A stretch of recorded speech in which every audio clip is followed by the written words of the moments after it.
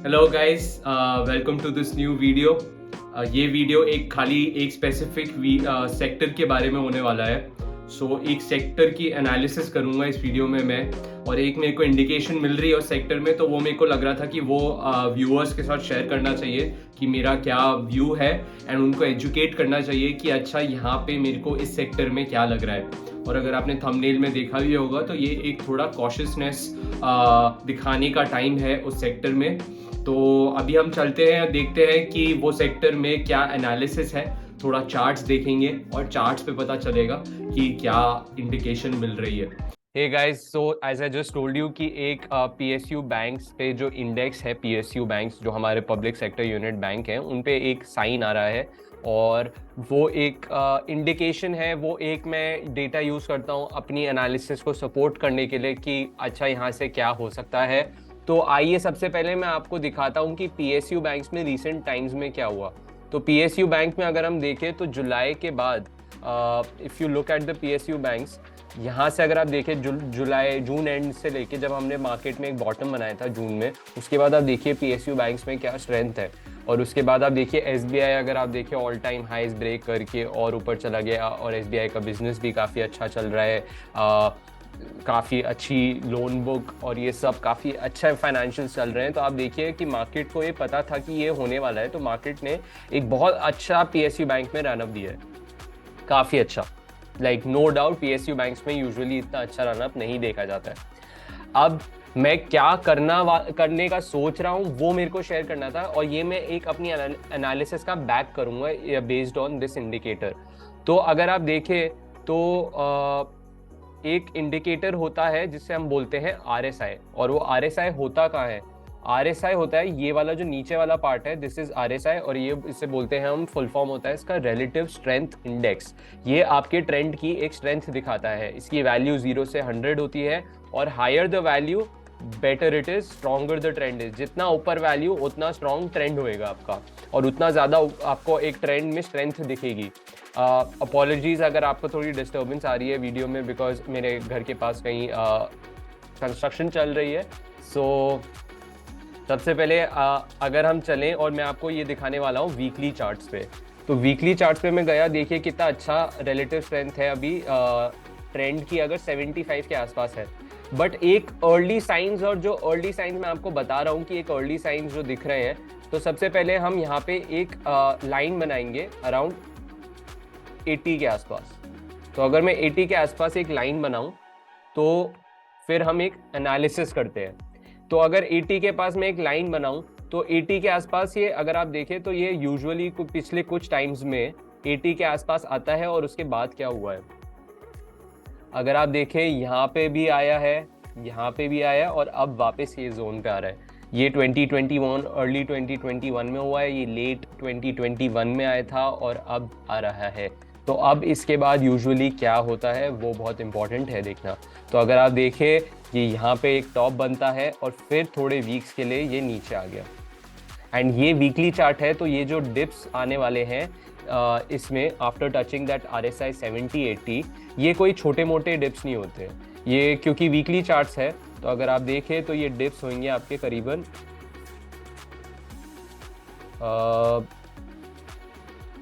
करीब अगर आप देखें तो 15-20% नीचे आया था लास्ट टाइम, जब ये यहाँ से टच करके फिर नीचे आया था। तो इवेंचुअली 4-5 वीक्स में 15-20% का एक डाउन मूव आया था।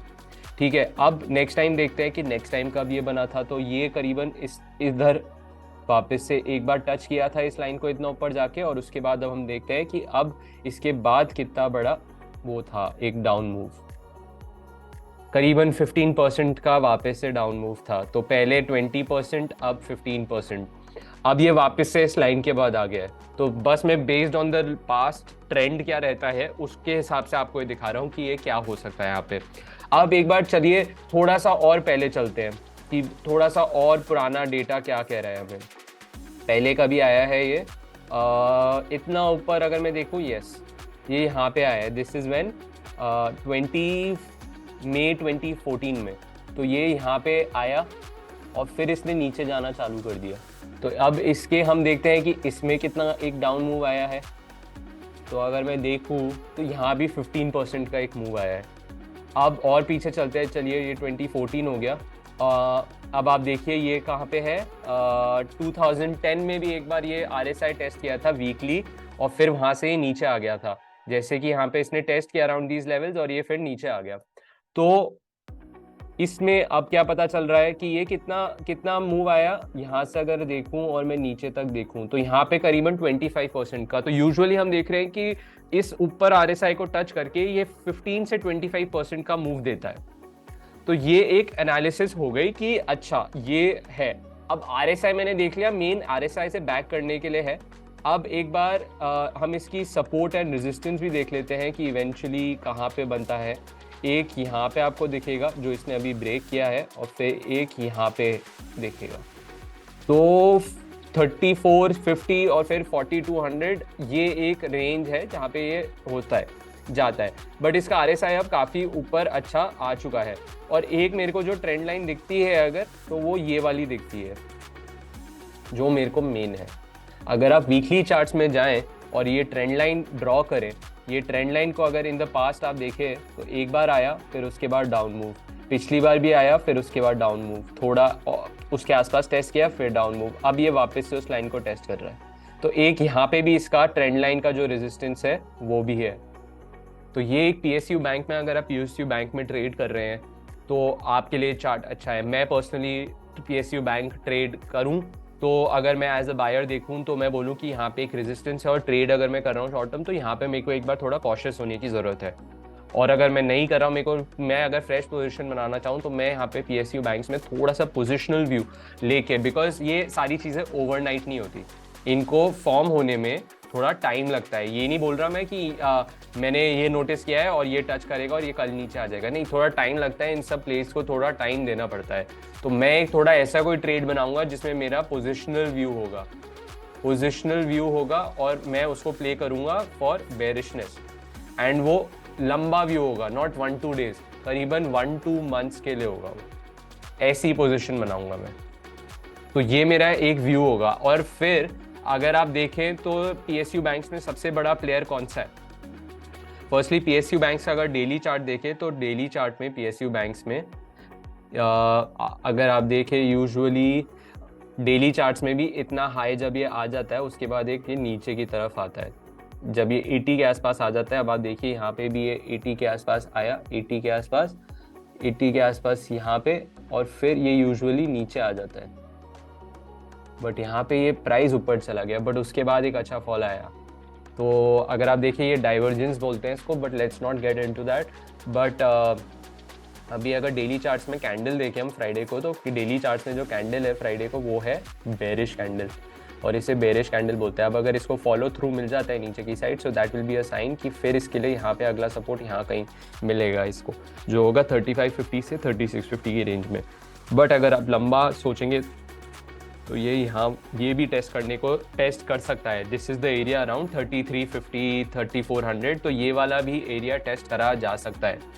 तो अगर आप देखें कि क्या बनता है, सबसे पहले मैं आपको दिखाऊंगा SBI का चार्ट। फर्स्टली मैंने अपने टेलीग्राम चैनल पे, अगर आपको उससे ज्वाइन नहीं कर रखा है तो डिस्क्रिप्शन बॉक्स में मैं अपने टेलीग्राम चैनल का भी आपको लिंक दूंगा। तो अगर मैं अपने टेलीग्राम चैनल पे मैंने 7 नवंबर के आसपास बोला था कि SBI का लग रहा है कि SBI यहाँ से वीक हो सकता है। I am looking at this trend line is in SBI, my eyes will be on this volume. तो ये रिजल्ट आने के बाद वाले दिन की बात है, जिस दिन रिजल्ट आए थे वीकेंड पे, उसके बाद ये जब खुला था अगले दिन तो अच्छे गैप अप के साथ खुला था।